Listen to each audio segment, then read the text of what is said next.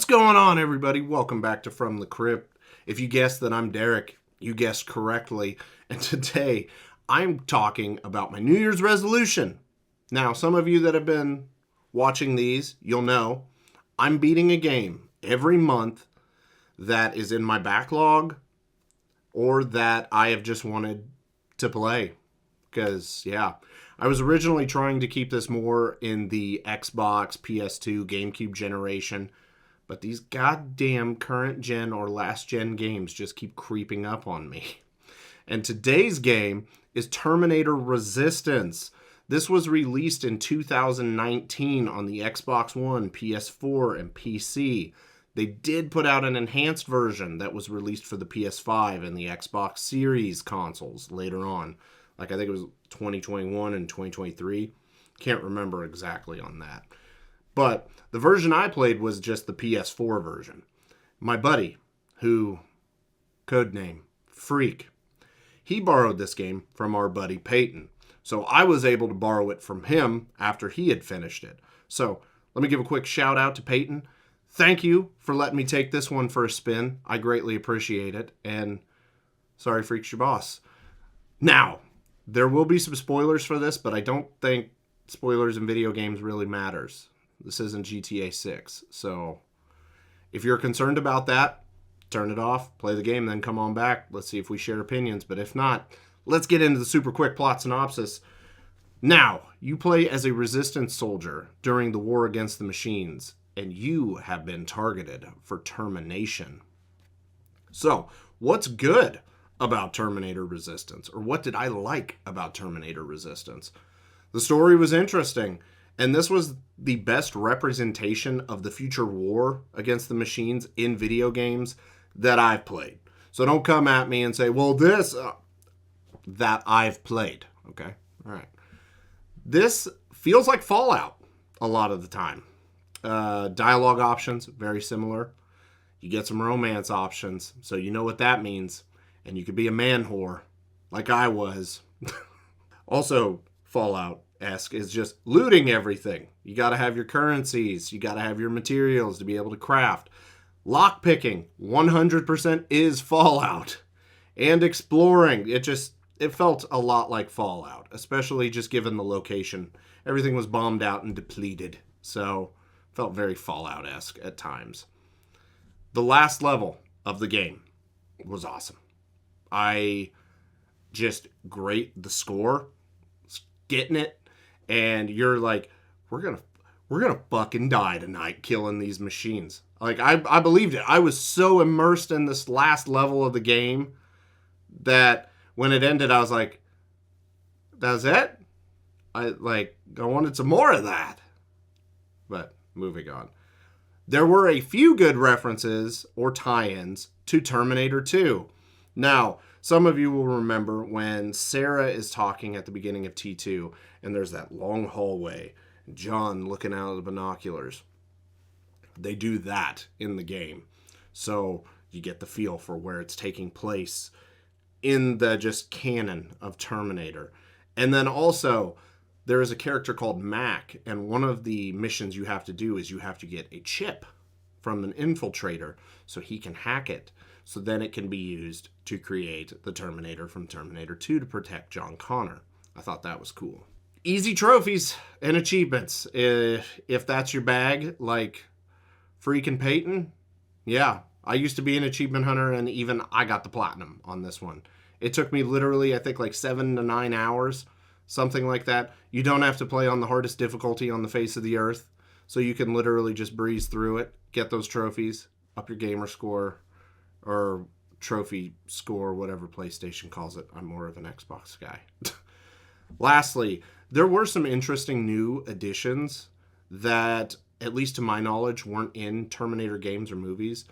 The one I'm going to reference here is called a termination knife. And basically, you can sneak up behind a Terminator, boom, one shot, kill it. I thought that was cool, just because we hadn't seen that before. Now, I'm not going to lie, I only used it once, because when it comes to these games, stealth is not my friend or my just go-to option. I run in guns blazing. I don't care. That's how I'm wired. I was raised on 80s and 90s action movies, man. That's my style.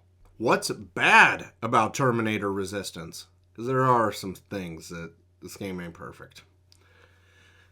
Okay, this one might just be me, but I feel like if you do not have like a mantle mechanic and you're running a first-person shooter, especially 2019, no, that is frustrating. The genre has advanced so far, and I feel like there is a checklist that you have to have. And nowadays, and even back in 2019, a mantle mechanic was required. Big miss on that one. I also kept running into just all kinds of invisible walls in the game. And I literally search. Like, if it's a game I gotta loot stuff, I'm all over it. And yeah, some of the stuff, it's like, I can get, like, invisible. Always frustrating. Now, this might just be a me thing, but the characters, their voices did not, like, they didn't sound like they were in a futuristic war. And, you know, it's like, everything fucking sucks. No, they'd say, everything fucking sucks. Like, I don't know. It didn't match. The voices didn't match the tone of what the game was going for. So that was frustrating. They weren't like, hey, but they were like, hey, instead of, hey, like they fucking should be.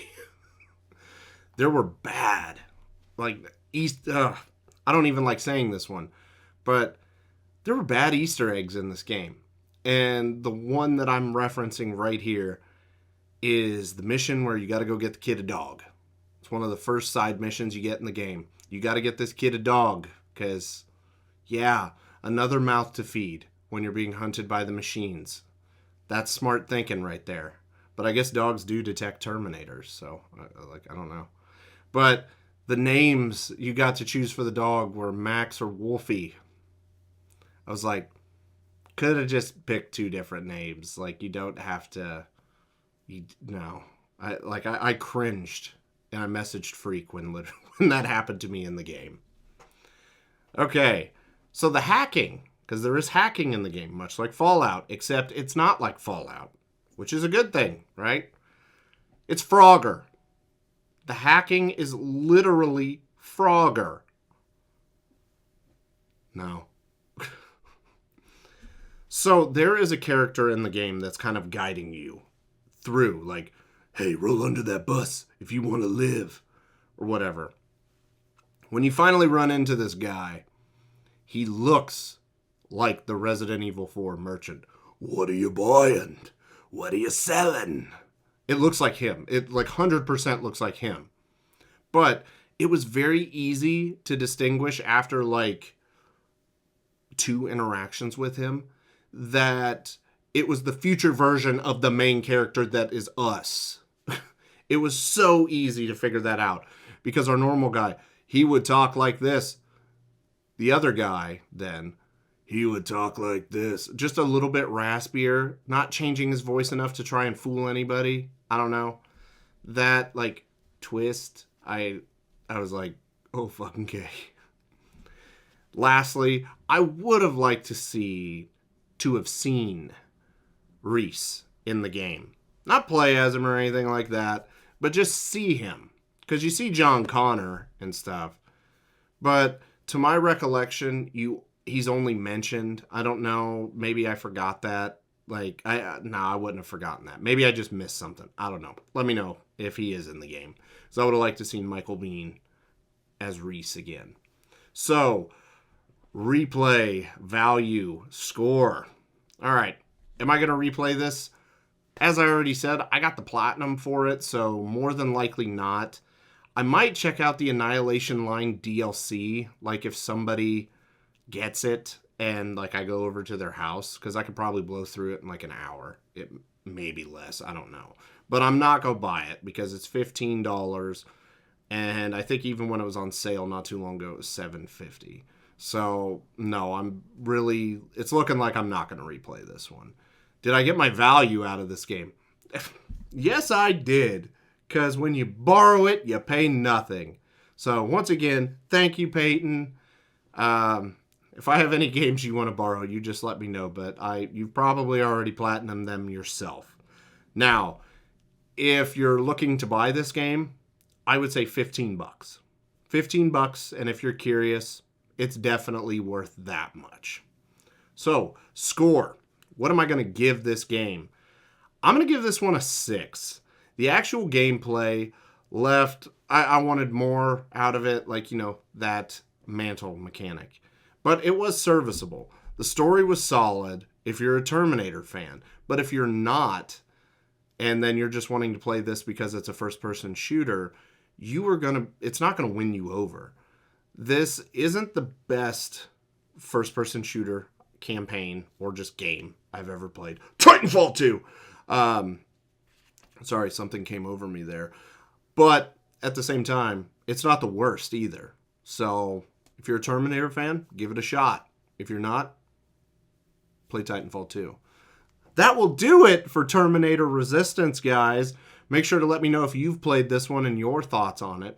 Drop a like on the video if you enjoyed yourself today, and consider subscribing to the channel if you have not already. Yeah, we got a few more games. What I've done, I don't even know how many I've done. We're talking more games eventually.